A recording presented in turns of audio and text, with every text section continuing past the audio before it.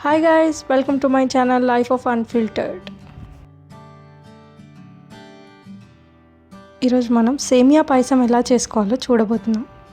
వేడివేడిగా తింటుంటే భలే ఉంటుందండి. సో నేను డ్రై ఫ్రూట్స్ కట్ చేసుకొని పెట్టుకున్నాను. కిస్మిస్, డేట్స్, బాదాం, పిస్తా, ఇలాచీ, కాజు. మనం ప్యాన్ పెట్టుకొని అందులో నెయ్యి వేసుకొని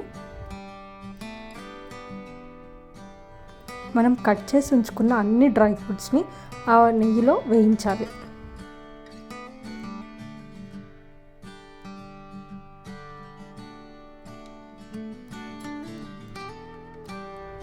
కొంచెం గోల్డెన్ బ్రౌన్ వచ్చే వరకు వేయించి తీసి పక్కకు పెట్టుకోవాలి.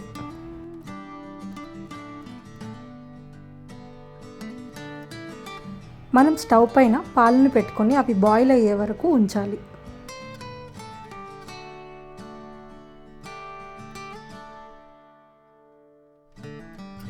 సో మనం అవి వేయించి పక్కకు పెట్టుకున్నాక ప్యాన్లో మరికొంచెం నెయ్యి వేసుకొని సేమియాలను వేయించుకోవాలి. అవి గోల్డెన్ బ్రౌన్ వచ్చేంత వరకు వేయించుకొని అవి కూడా తీసి పక్కకు పెట్టుకోవాలి. మనం ఇలాచిని దంచుకొని పక్కన పెట్టుకోవాలి. ఆ బాయిల్ అయిన మిల్క్లో మనం వేయించి ఉంచుకున్న సేమియాని వేసేయాలి. దాంతోపాటు తగినంత షుగర్ వేసుకోవాలి. మీకు ఇష్టం అండి, మీకు ఎంత స్వీట్ తినాలనుకుంటే అంత వేసుకోవచ్చు.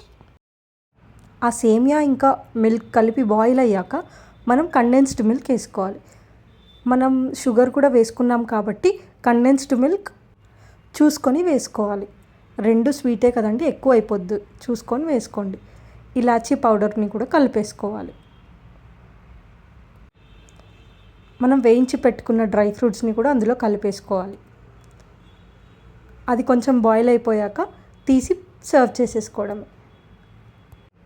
రెడీ అయిపోయిందండి మన వేడివేడిగా సేమియా పాయసం. ఒకసారి ట్రై చేసి చూడండి. కామెంట్ సెక్షన్లో కామెంట్ చేయండి టేస్ట్ ఎలా ఉందో. Thanks for watching.